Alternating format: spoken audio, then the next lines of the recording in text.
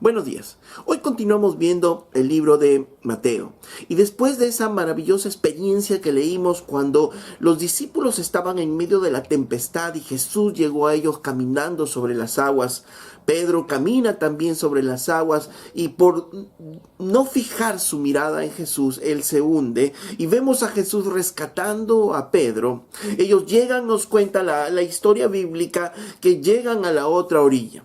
Llegan a Genesaret, a un lugar muy cercano a ellos, un lugar muy cercano a Capernaum, un lugar tranquilo donde se dice que todos eran agricultores. Era generalmente considerado un lugar de descanso y de reposo. Pero ahí, en estas orillas, ocurre lo siguiente.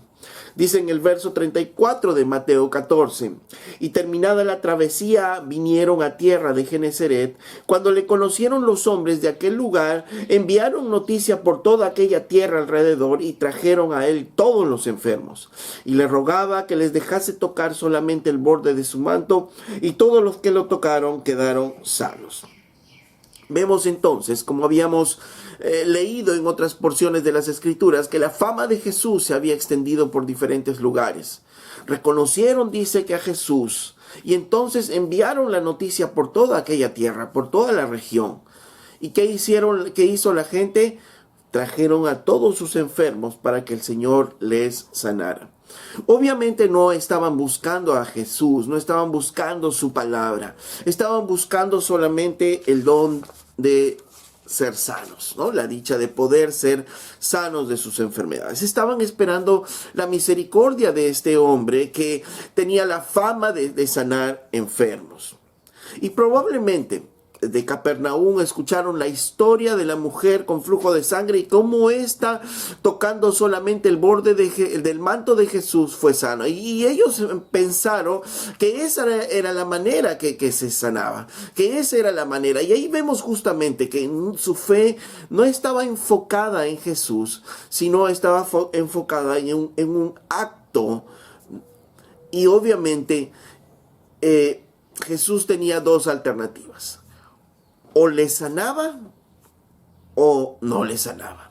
Dice en el verso 36, y le rogaban que les dejase tocar solamente el borde de su manto. Ellos no entendieron quién era él.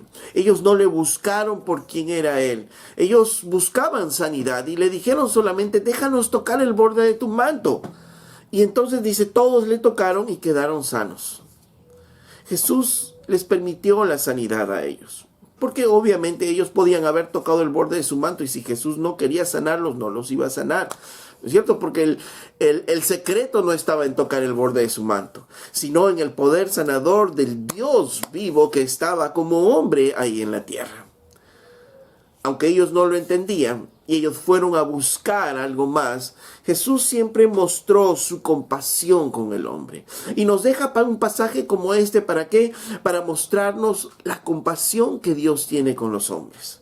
La misericordia que Dios tiene con nosotros, que aún ni siquiera estos hombres le buscaban por quién era. Pero sin embargo Dios fue compasivo con ellos. Viendo sus necesidades, fue y mostró ese corazón compasivo. Es más, ellos tenían una idea y ese era tocar el borde de su manto y tampoco Jesús ni siquiera les hizo ver una cosa diferente. Les permitió para que ellos puedan ser sanos, mostrando así su compasión. Es lo mismo que hizo con la multiplicación de los panes. La gente buscaba comida y el Señor les dio comida porque era misericordioso. Ahora la gente buscó sanidad y el Señor les dio sanidad. ¿Por qué? Porque era misericordioso.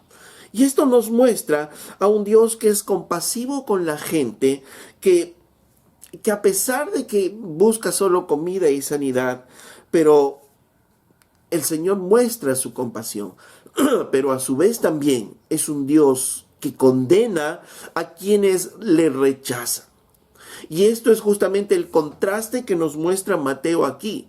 Personas que están buscándole a Jesús, tal vez por los motivos no correctos, pero aún el Señor mostrando su misericordia y su compasión. Pero cuando encuentra personas que le rechazan, que rechazan su palabra, entonces Jesús se muestra como un Dios también de condenación.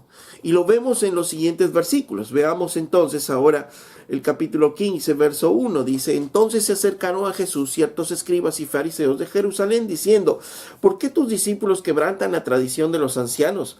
No se lavan las manos cuando comen pan. Recordemos que los escribas y fariseos siempre andaban tras el ministerio de Jesús. Estaban buscando, ellos conocían exactamente lo que predicaba, lo que decía, analizaban todo lo que decía. ¿Para qué? Para encontrar un error. Y como no podían encontrar nada en él, estuvieron tras los discípulos para buscar algo con que acusarlos a ellos y a Jesús. Y entonces ellos estaban mirando y miren, estamos en una pequeña aldea. Pero sin embargo, dice, los escribas y fariseos de Jerusalén fueron para allá. Había una cierta distancia, entonces estos hombres sabían que Jesús andaba por estos lugares, por Galilea, estaban por cruzando el mar, estaba en Capernaum, y estos hombres vinieron probablemente comisionados desde Jerusalén para confrontar a Jesús en las cosas que él estaba haciendo. Así es que encontraron algo aparentemente. Encontraban un motivo por el cual pedirle explicaciones a Jesús y decían entonces: ¿por qué tus discípulos quebrantan la tradición de los ancianos? Obviamente reconocían que Jesús era el líder de todo ese grupo. Y como ya sabemos, siempre el líder es el que va a asumir inclusive los errores de los demás. Entonces, los discípulos aparentemente, dice, no se lavaban las manos litúrgicamente para comer, como era la tradición de los ancianos. Y entonces ellos van y le reclaman a Jesús: ¿por qué tus discípulos quebrantan la tradición de los ancianos? ¿Por qué tú permites esto? Porque no se lavan las manos cuando comen pan. Recordemos algunas cosas. Cuando habla de la tradición de los ancianos, ¿qué significa esto de tradición de los ancianos? Recordemos que los estudiosos de las Escrituras comenzaron a mirar la Biblia de una manera diferente, y esto después del cautiverio de Babilonia. Empezaron a estudiar mucho más las Escrituras y ser más celosos de las Escrituras. Sin embargo, con el tiempo se dieron cuenta que las Escrituras no regulaban todo, nos daba algunos principios y algunas leyes claras que ellos tenían. Sin embargo, había muchas cosas que aparentemente no estaban reguladas ahí.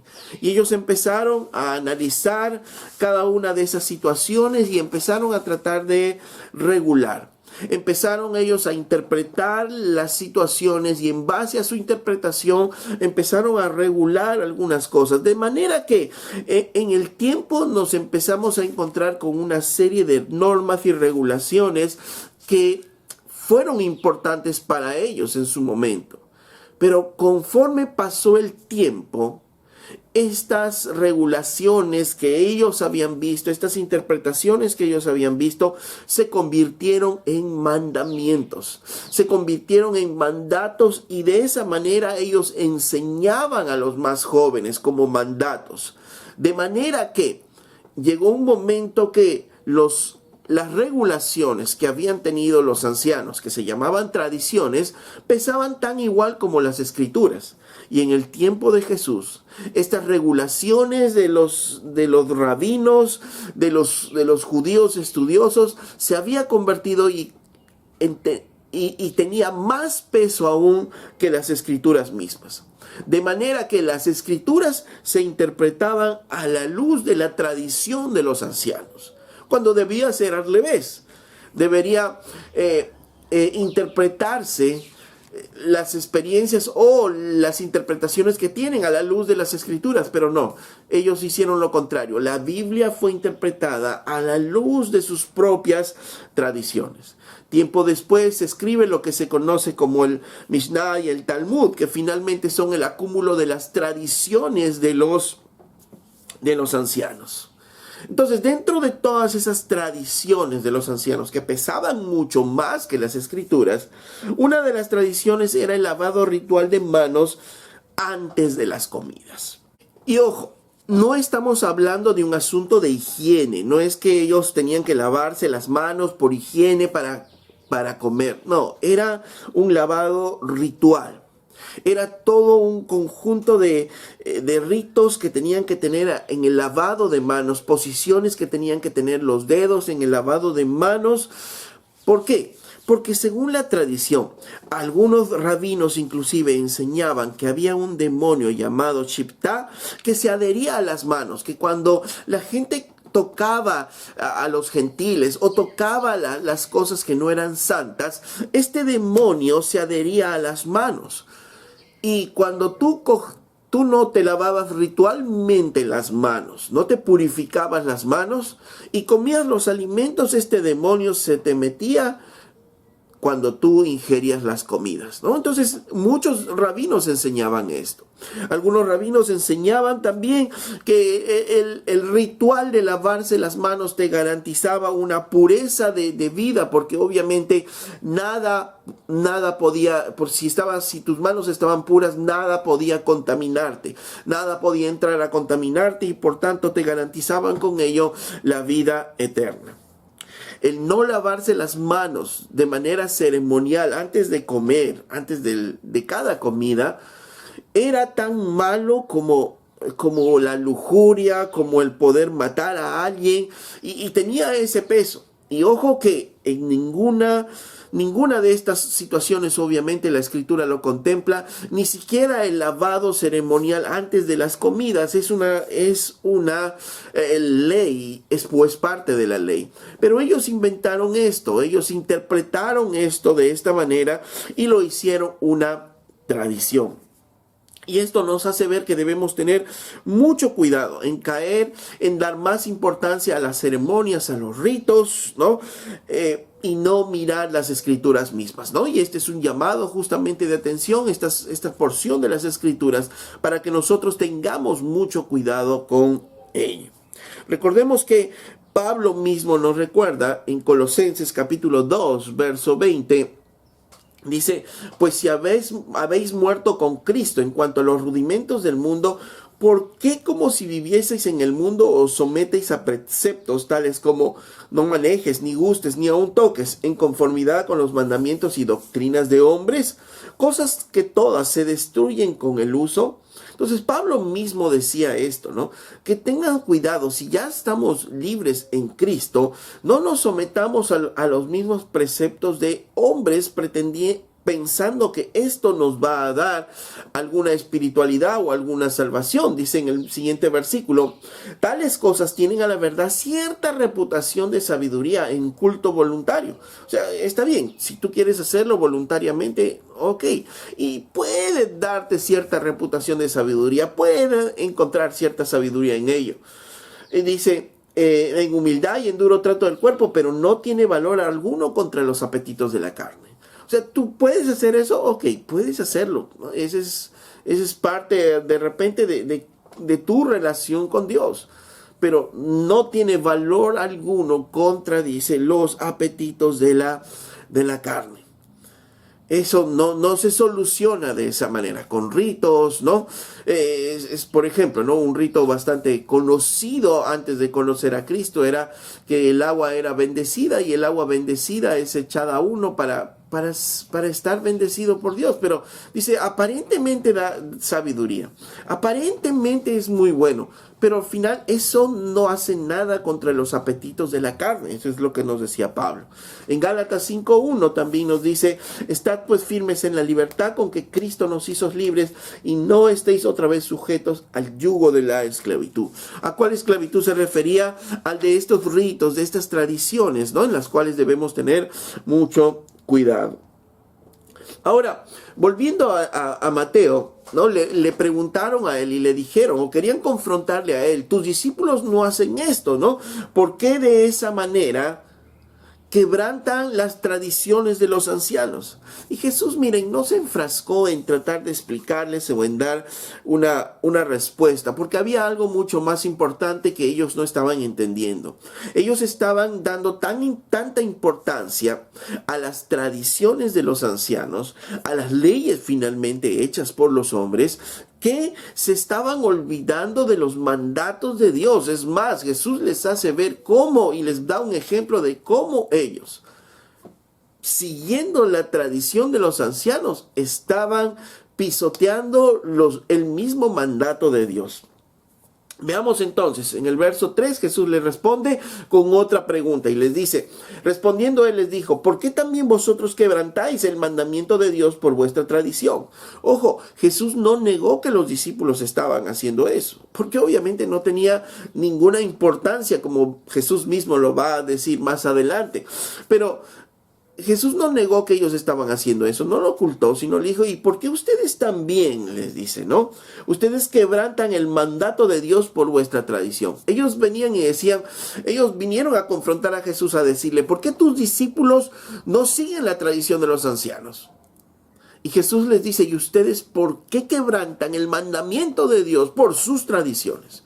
Defienden tanto sus tradiciones que se están olvidando de la palabra de Dios, que se están olvidando de lo que Dios mismo está diciendo en su palabra. Ok, y Jesús les da el ejemplo, dice, porque Dios mandó diciendo, honra a tu padre y a tu madre, y el que diga al padre o a la madre, muera irremisiblemente.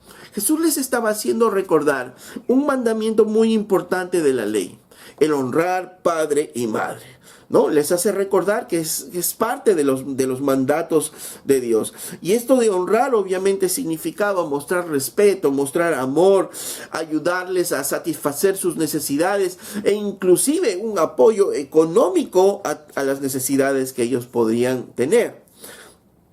Jesús citó esto de la ley, pero no solo ellos, sino les recordó también que cuando el hombre deshonra a sus padres, cuando hace lo contrario, también, así como el honrar tiene un premio, el deshonrar a los padres también tiene un castigo. Y dice, y el que maldiga al padre o a la madre muera irremisiblemente. Entonces, Jesús estaba hablándonos de dos mandatos de la ley de Dios que estaban violando por una tradición que ellos tenían. El honrar a los padres, el cuidarlos, el ayudarles inclusive económicamente en sus necesidades y el hecho de que si lo deshonras, inclusive para los ojos de Dios, deberías tú morir, ¿no? Sin ninguna contemplación. ¿Por qué? Porque ese era el mandato de Dios. Así Dios lo considera y aún considera el hecho de honrar a los padres. Ok, este era el mandato de Dios, esto decía la ley, pero ellos empezaron a analizar la ley y ellos sacaron una tradición, una ley de hombres. ¿Qué dijeron? Dice en verso 5, pero vosotros decís, cualquiera que diga a su padre o a su madre, es mi ofrenda a Dios todo aquello que pudiera darte.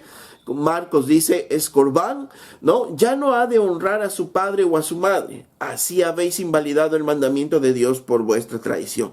¿Qué significaba esto? El corbán o el hacer que todos tus bienes sean para Dios era un voto, era una promesa que se hacía a Dios.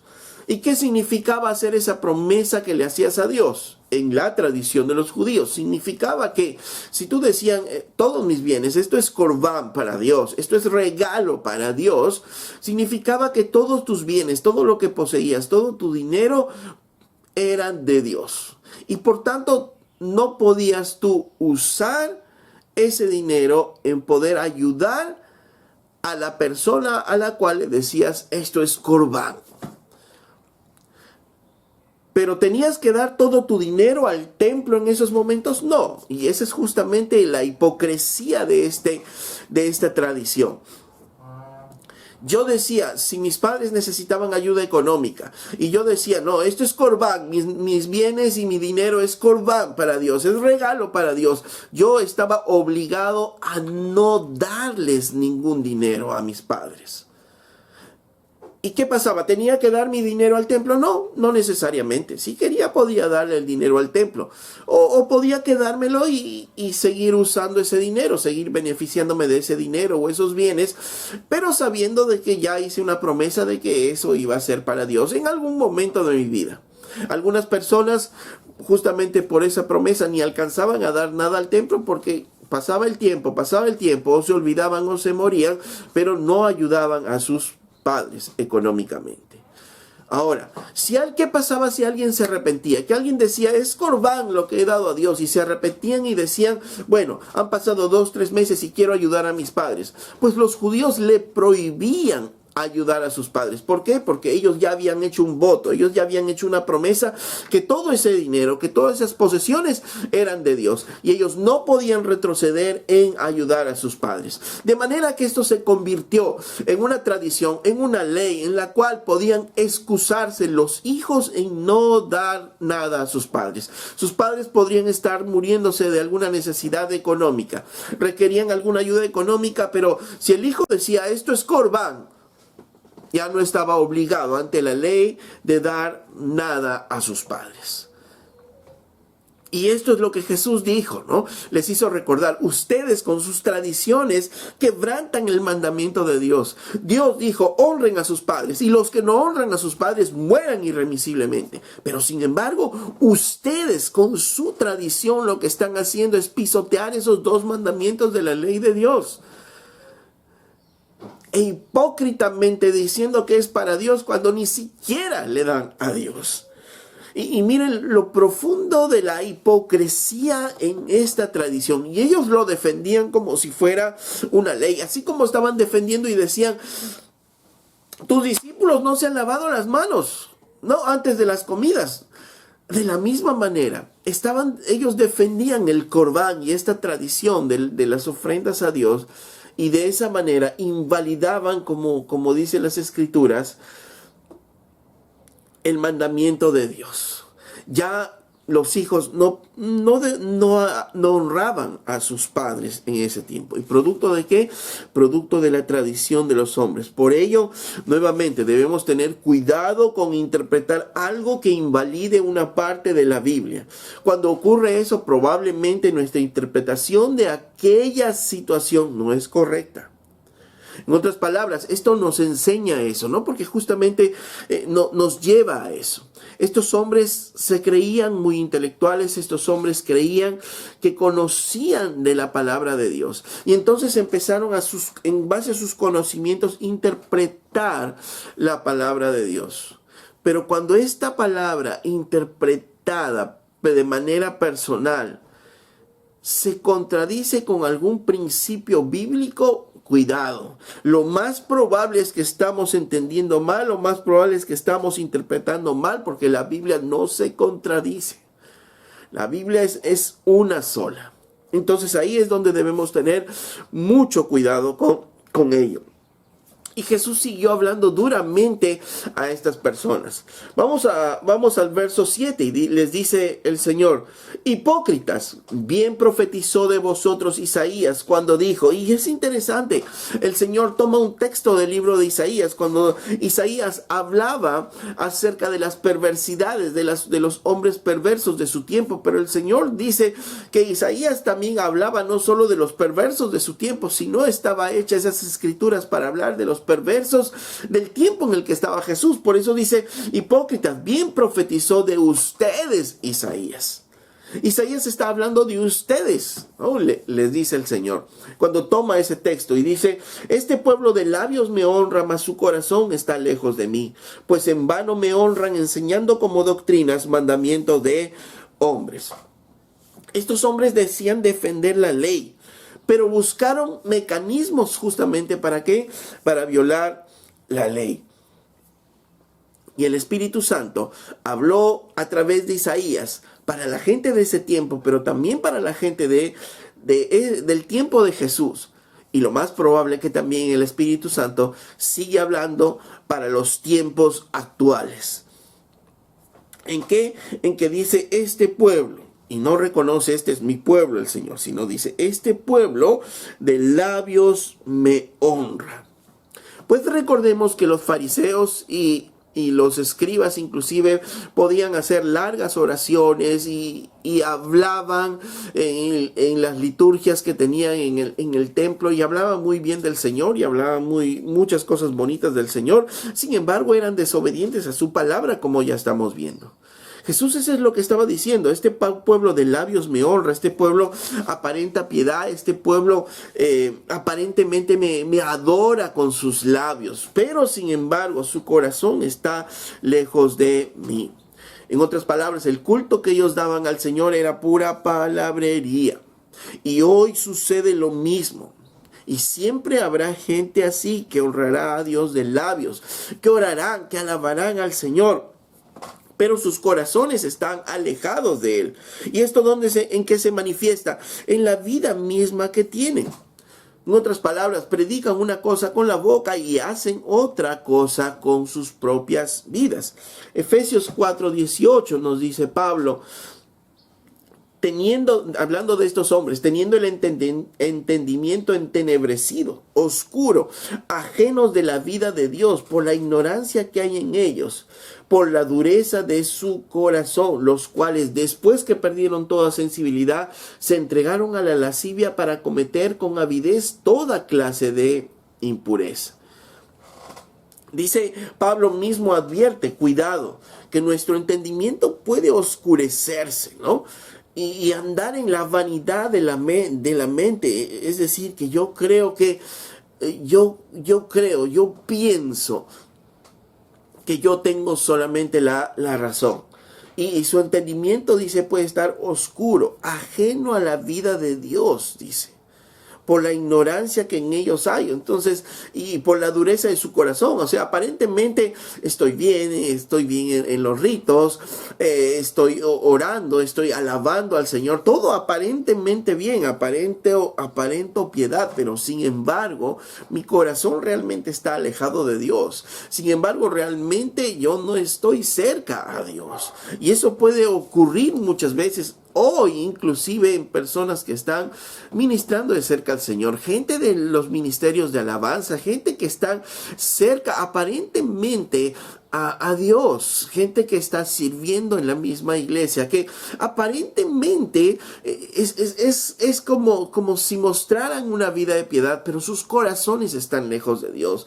Cuando se dan la vuelta y nadie los ve, en el secreto de su cuarto, ellos están pensando cosas que no deben pensar, hablando cosas que no deben hablar, haciendo cosas que no deben hacer. ¿Por qué? Porque sus corazones, sus vidas están alejados de Dios, pero sin embargo mantienen una actitud ritualista, una actitud de piedad, le honran a Dios con sus labios y pueden hacer inclusive oraciones muy bonitas, pero la vida que tienen manifiesta que realmente sus corazones están alejados de Dios. Su adoración, por tanto, no es real y solamente es aparente. Y lo más grave, decía el Señor, ¿no? Volviendo al libro de Mateo, lo más grave es que ellos están enseñando a las personas ello. Lo más grave es que ellos están enseñando a las personas así a vivir de esa manera hipócrita. Por eso el Señor decía, ¿no? Hipócritas les dice, no como un insulto, sino haciéndoles ver realmente la hipocresía de sus vidas. Honran, hablan del Señor, pero sin embargo viven una vida oculta. Y dice, y enseñan como doctrinas mandamientos de hombres. Y esto es lo que ocurría con ellos. Miren, y Jesús dio un ejemplo muy claro. Estaban violando 2 mandatos de la ley de Dios muy claros con su tradición, pero ellos estaban defendiendo su tradición y ellos decían, y daban importancia a su tradición diciendo que esta era la manera de honrar a Dios, que esa era la manera de poder adorarle a Él. Y diciendo que todos mis bienes son corbán, todos mis bienes son regalos para Dios, todos mis bienes. Entonces aparentaban piedad, parecía algo muy bueno, parecía algo que sí pertenece a Dios. Pero estaba alejado su corazón de Dios. Porque realmente lo que ellos estaban haciendo, estaba inclusive yéndose contra de las Escrituras.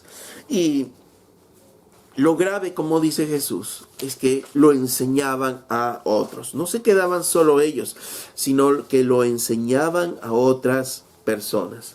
En Gálatas 2:20, Pablo nos recuerda que nuestra vida en el cristianismo no es una religión. Nosotros no hemos adoptado una religión por vida. Nosotros no nos cambiamos de religión, sino el cristianismo es una vida en Jesús, una comunión permanente con Cristo, como Pablo lo dice en Gálatas 2:20. Con Cristo estoy juntamente crucificado y ya no vivo yo, mas vive Cristo en mí. Y lo que ahora vivo en la carne, lo vivo en la fe del Hijo de Dios, el cual me amó y se entregó a sí mismo por mí.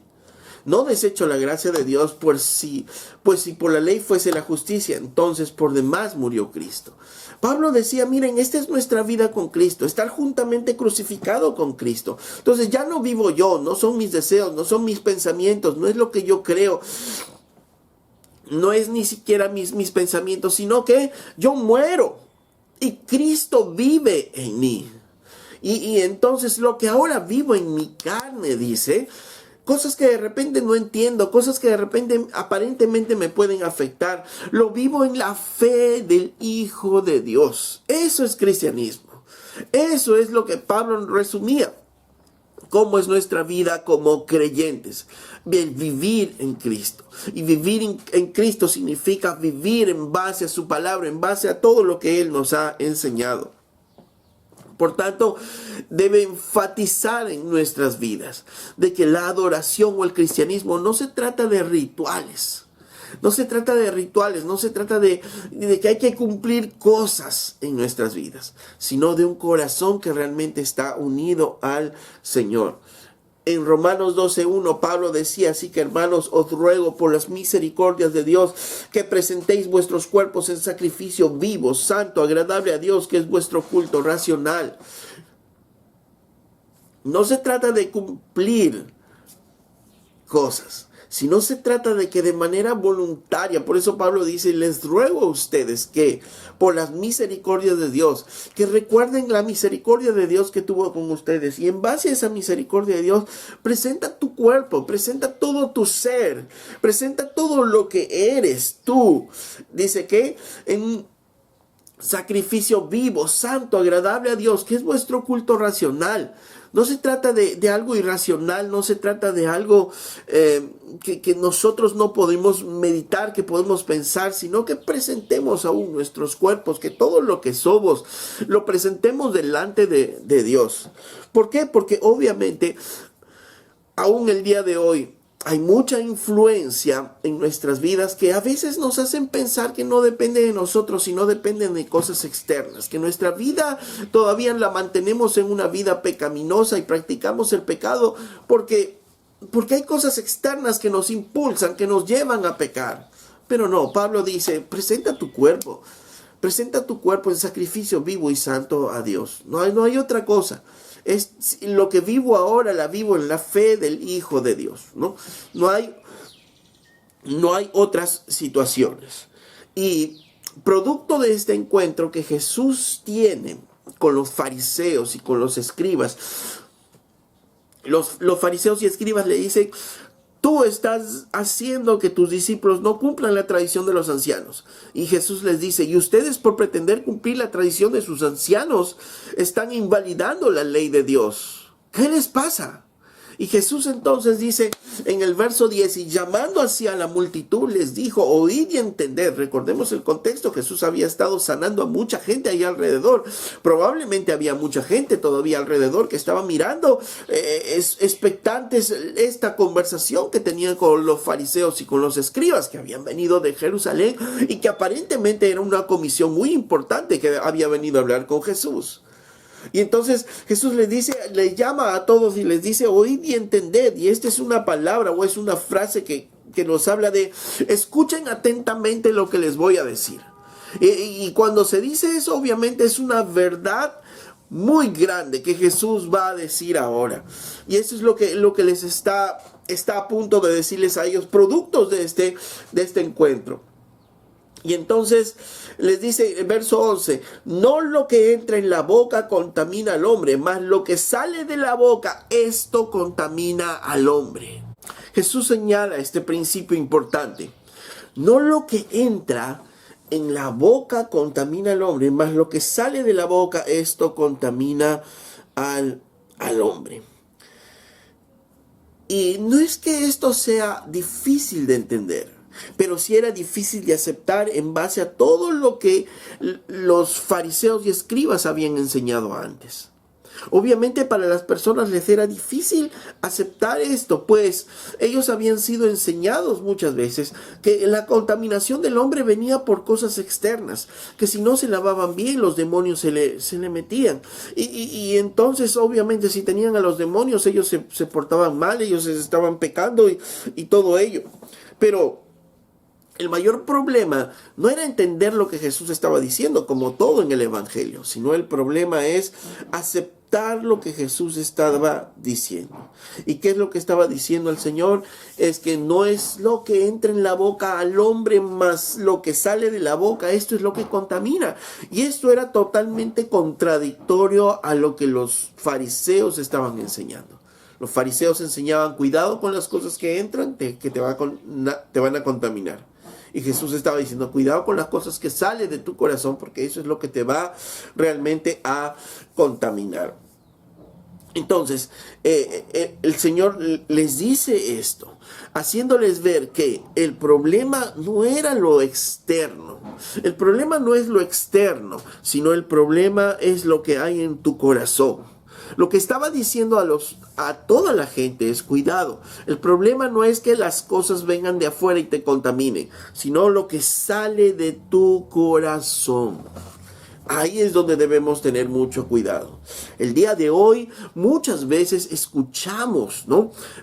Como para justificar la vida pecaminosa de las personas, que se han levantado una serie de cosas que nos hacen ver lo que justamente decían los fariseos, que las cosas externas hacen que nuestra vida se mantenga pecaminosa.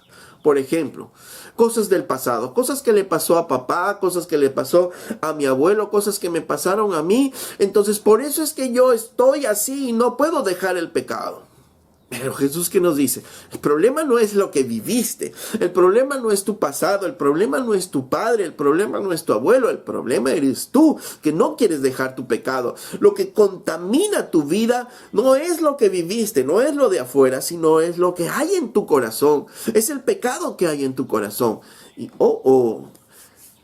hay muchas formas como es que se trata el día de hoy de apagar justamente esta verdad, esta realidad. Y ustedes habrán escuchado seguramente cómo algunas personas le echan la culpa al diablo de todo, ¿no es cierto?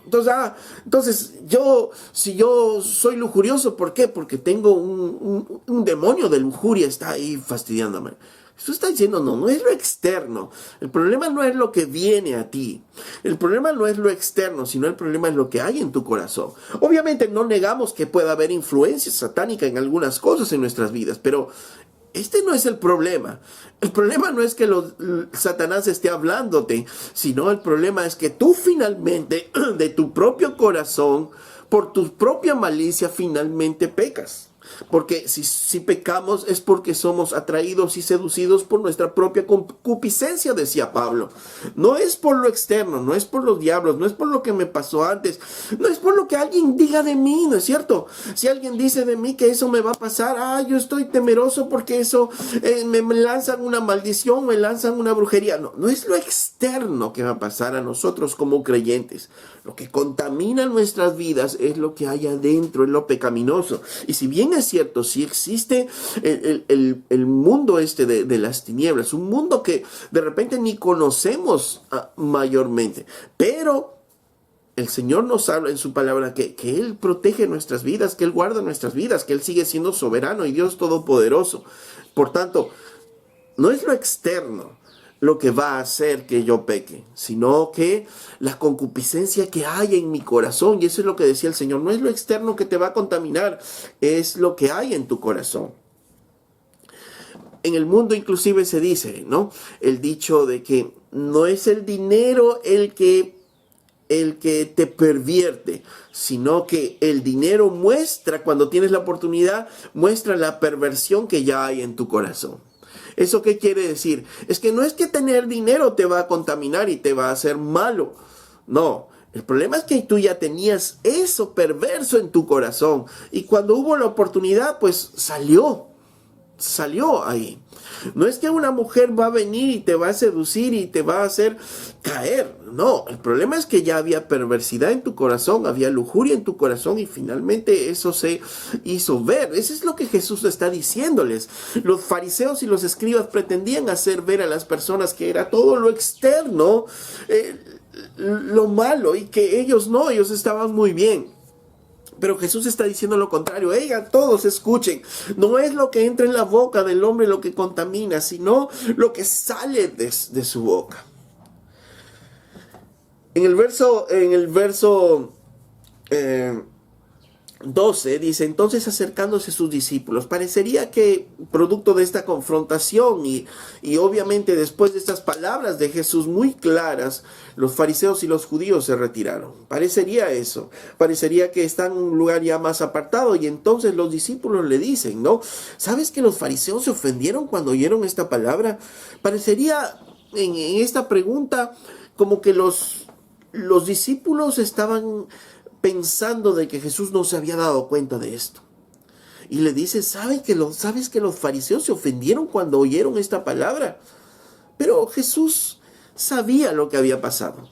Sabía lo que había pasado porque Jesús no es que haya querido ofenderlos, pero él sabía que la verdad siempre iba a ofender a las personas. La verdad iba a ofender a las personas. La verdad, cuando la verdad desnuda realmente nuestro corazón pecaminoso, obviamente nosotros nos ofendemos porque el hombre en general se cree que es bueno. El hombre en general se cree que es una buena persona, que hace bien, que está haciendo buenas cosas, pero cuando la verdad desnuda nuestro corazón, realmente vemos lo malo que hay en nosotros y nos ofendemos y empezamos a reaccionar porque nos ofendimos por la palabra que nos dice. Mucha gente, inclusive cuando se predica la palabra de Dios, se sienten ofendidos en las iglesias, están escuchando la palabra y se sienten ofendidos. Personas que no conocen el evangelio se sienten ofendidos cuando hablan del pecado, cuando se habla de lo pecaminoso que puedan ser. ¿Por qué? Porque sus vidas están contrastando con la palabra de Dios. Y entonces obviamente uno se siente que ofendido y uno reacciona a ello. Y Jesús hacía ver como que esto es algo natural, esto es algo que va a pasar. Y cuando las personas viven en una tradición, en un legalismo y defendiendo cosas que no son de la palabra de Dios, obviamente ante la verdad se van a ofender, se van a sentir ofendidos. Y esto es lo que decía el Señor. Verso 13. Pero respondiendo el Señor les dice, toda planta que no plantó mi Padre Celestial será desarraigada. Dejadlos, son ciegos, guías de ciegos, y si el ciego guiare al ciego, ambos caerán al hoyo. Entonces dice, el Señor les dice a ellos, ¿no? Cuando Pedro va y cuando ellos le preguntan, ¿sabes que ofendiste con esto a los fariseos? Miren, ¿saben qué? Toda planta que mi Padre no plantó, esa será desarraigada. En otras palabras, mucha gente que puede estar escuchando el evangelio, que aparentemente está muy bien, pero cuando escuchan la verdad y la verdad los ofende y se quieren ir, se van a ir porque no son de los nuestros, porque no son y se sintieron ofendidos porque simplemente no son, ¿no? Y eso es lo que está enseñando el Señor, ¿no? Ellos son ciegos, no ven, son ciegos. Pretenden saber cosas, pero son ciegos. La verdad les ofende y por eso es que ellos finalmente se van, ¿no? Se van porque la verdad les ha ofendido. La verdad les ha hecho ver cosas que ellos no pueden dejar. Y por tanto, el Señor, al hacerles ver eso, y les dice a sus discípulos, miren, lo que mi Padre no plantó, eso se va a desarraigar. Y si mi Padre no plantó una doctrina, si mi Padre no plantó una idea, si mi Padre no, eso se va a desarraigar finalmente. Pero también nos habla indirectamente de las personas como los fariseos. Miren, ellos se han ofendido y ellos se van y déjenlos porque al final son ciegos, ¿no? Y ellos van a pretender guiar a ciegos y estos ciegos los van a seguir y finalmente van a terminar, ¿dónde? En el hoyo, ¿no? Y eso es lo que está diciendo el Señor, ¿no? Déjenlos tranquilos, ¿no? Porque finalmente sus pensamientos vanidosos, arrogantes, que no les deja finalmente ver la verdad. Es como decía el proverbio, ¿no? El proverbio 26:12 dice: ¿has visto hombre sabio en su propia opinión? Más esperanza hay del necio que de él. Dice, cuidado que uno se haga sabio en su propia opinión, ¿no? No somos solitarios, no somos llaneros solitarios, tenemos que buscar. Por eso la Biblia dice, inclusive en la multitud de consejos está la sabiduría. Yo creo algo, no, yo tengo que buscar el consejo, buscar qué es lo mejor, ¿no? Para mí. Creo yo que mi decisión es la mejor, es la más adecuada. Ahí es donde tengo que confrontar mi decisión a la luz de la palabra, a la luz de otros hermanos. ¿Para qué? Para que me ayuden a ver si realmente yo estoy mal o no estoy mal. Porque a veces pretendemos tomar decisiones en base a nuestra propia opinión y dice, cuidado, más hay de esperanza hay del necio que de él. Y porque finalmente, si es un ciego, el ciego finalmente va a seguir así en su ceguera. En el Proverbios 14:12 dice, hay camino que al hombre le parece derecho, pero su fin es camino de muerte. Mucha gente que empezó aparentemente bien y finalmente dice, me parece a mí que este camino es derecho. Pero finalmente era un camino de muerte. Se metió al camino ancho y era un camino de muerte. Porque era en su propia opinión. Dice, hay camino que al hombre le parece derecho, pero su fin es camino de muerte. Le parece, de nuevo, le parece. Pensamientos propios. No se trata de un pensamiento propio. No se trata de que a mí me parece que esto debe hacer, a mí me parece, no, sino tenemos que, o lo ideal es poder conversar. La multitud de consejos nos da sabiduría y aprendemos nosotros de cada una de las situaciones. Y cuando se trata de esto, de doctrina bíblica, mucha gente cierra sus ojos, cierra sus oídos y quiere seguir su propio camino. Generalmente no dialogan, no dialogan, están convencidos ciegamente de esto y empiezan a buscar a otros que hablen de ellos, que les quieran escuchar, ¿no? Porque empezamos a pensar algo, empezamos a creer algo y empezamos a caminar solo en ello. Y como no queremos confrontar, no queremos que la Biblia nos hable, si no estamos metidos en nuestro propio pensamiento, entonces estamos buscando a maestros que nos hablen de ello, ¿no? Por ejemplo, en segunda de Timoteo, capítulo 4, verso 3, justamente eso es lo que decía Pablo, porque vendrá tiempo cuando no sufrirán la sana doctrina, sino que teniendo comezón de oír, se amontonarán maestros conforme a sus propias concupiscencias y apartarán de la verdad el oído y se volverán a las fábulas, ¿no? Por ejemplo, y eso es lo que pasa hoy en estos tiempos, ¿no? Muchas personas se acercan a la iglesia y están buscando prosperidad, están buscando una bendición económica, que el Señor les bendiga económicamente, ¿no? Y están buscando eso, pero de repente no quieren aceptar lo que el Evangelio nos dice, no quieren aceptar palabras como que tú debes estar contento con todas las cosas que tienes, ¿no? Como Pablo nos decía, debes estar contento con todo, debes confiar en la soberanía de Dios, ¿no? Dios tiene cuidado de ti, y palabras como esas, no, pero yo estoy buscando la prosperidad, yo estoy buscando tener más dinero, yo estoy buscando algo, y empiezo a buscar maestros que me hablen de ello, y nos encontramos, ¿no? En este tiempo, maestros, entre comillas, falsos maestros, que están hablando acerca de prosperidad. Tú haz esto y Dios te va a dar más, tú pon esto y Dios te va a dar más, ofrenda tanto y Dios te va a dar mucho más y te va a hacer crecer económicamente. Y debemos tener mucho cuidado con ello. La confesión positiva es otra cosa, ¿no? Muchas personas que también, ¿no?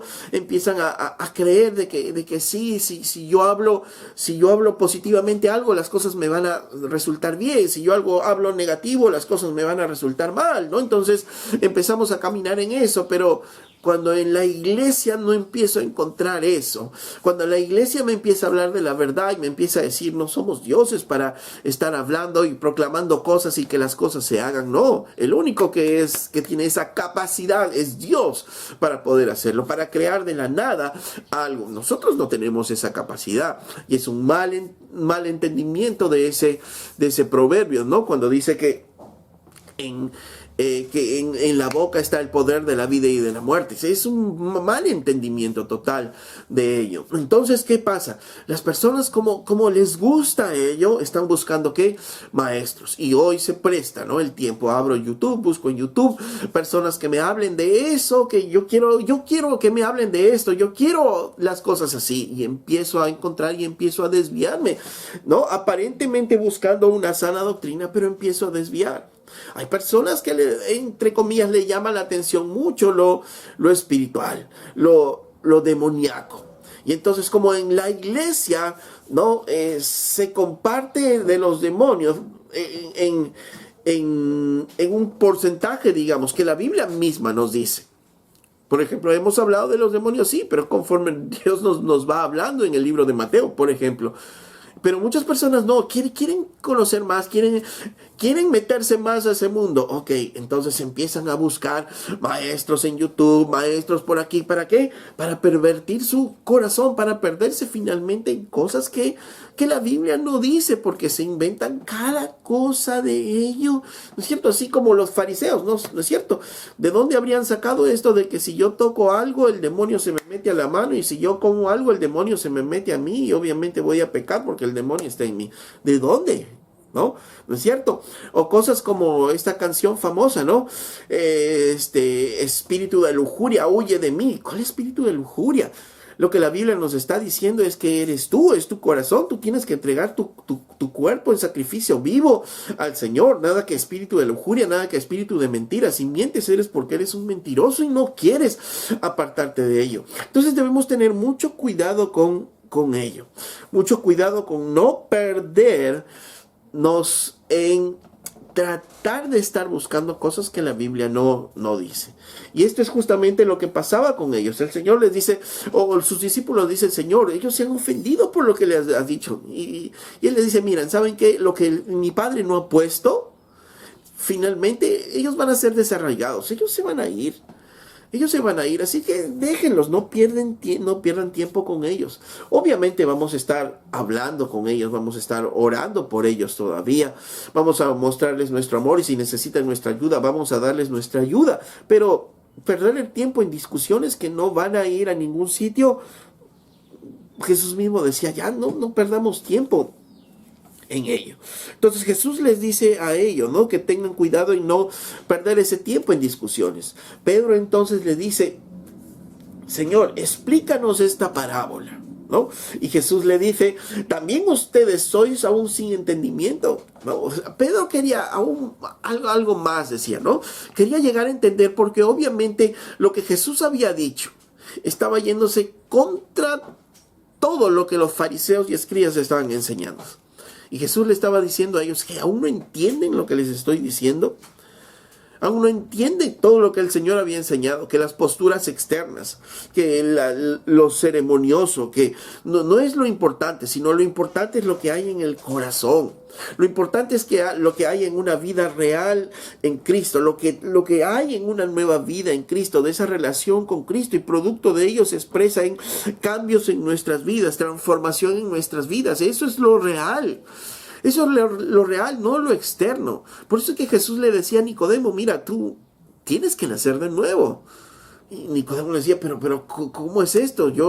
Tú, maestro de la ley, ¿no sabes eso? Le decía Jesús a Nicodemo. ¿Por qué? Porque se trataba de una relación nueva con el Señor. No ceremonias, ni siquiera no conocimiento, sino una relación con Cristo Jesús.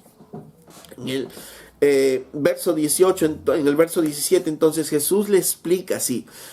El Señor siempre misericordioso va a buscar explicarle a él, y eso es lo que muchas veces el verdadero cristiano hace.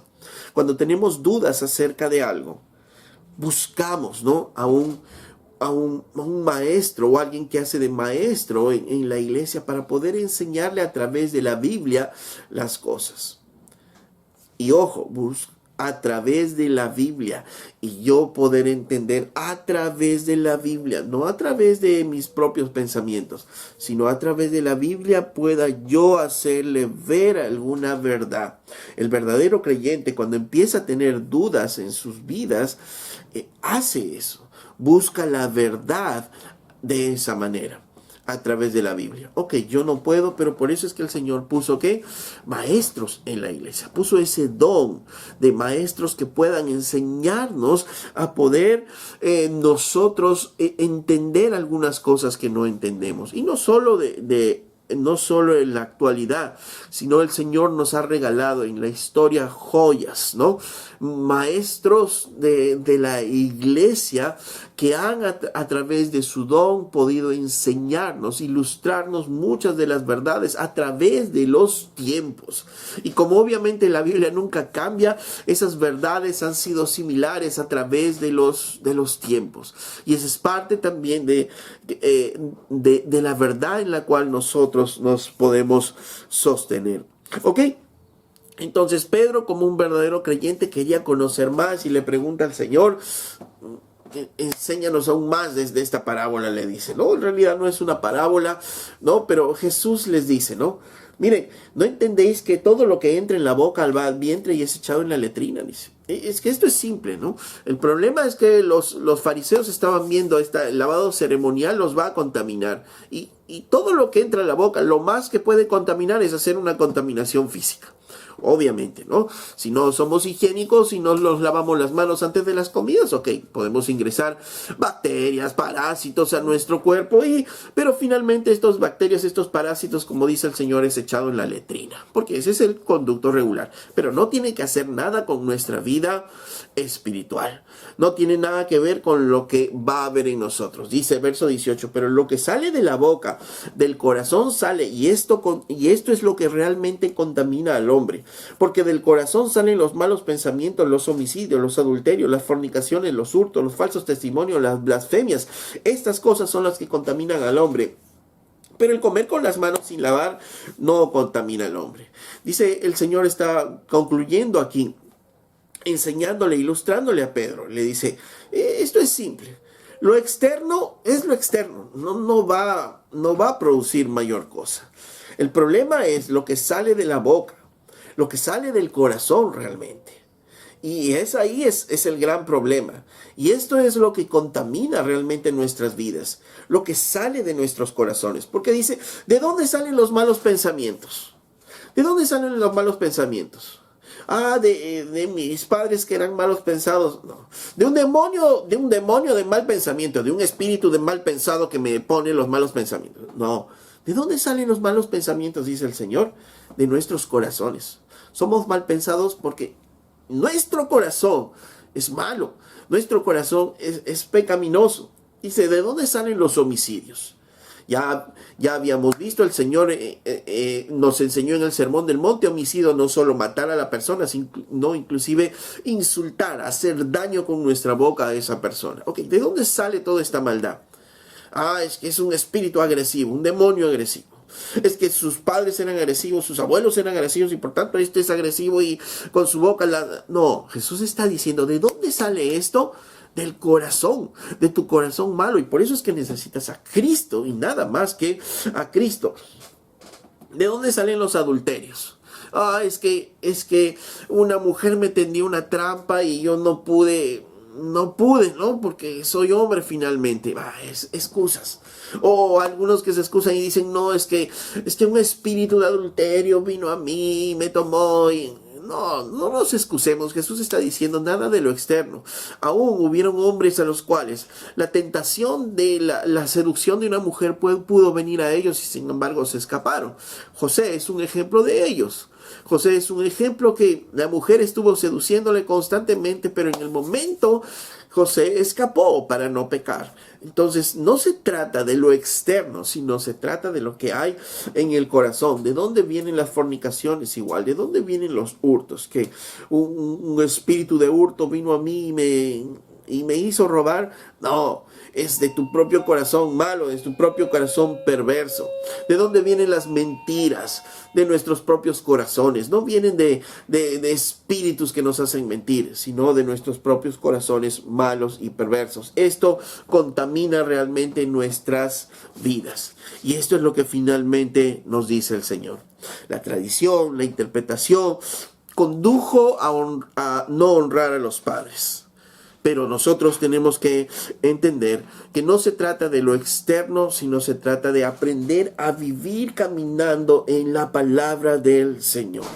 Aprender a vivir en el Señor. Tenemos dudas, tenemos inquietudes por muchas cosas, sí, pero tenemos que buscar a la palabra de Dios. No nos vayamos a de repente buscar por ahí en estos tiempos cosas que no nos van a ayudar. Siempre tenemos que confrontar con toda la palabra de Dios.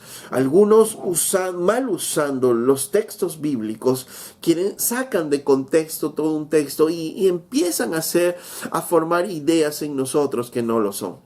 Hay dudas, tenemos inquietudes y nos sale alguna lectura o algún video de ello. Tenemos que nosotros buscar a la palabra de Dios y a toda la Biblia. Y si aún tenemos dudas, vayamos y preguntemos a un hermano crecido en el Señor para que nos ayude a entender la palabra de Dios en estas áreas. Esto es lo que finalmente el Señor nos dice a nosotros. Tengamos cuidado, que hay doctrinas de hombres, pensamientos de hombres que nos pueden desviar, invalidando la palabra de Dios. Nuestra fuente principal de vida es su palabra y tenemos que aprender a caminar en su palabra. Amén.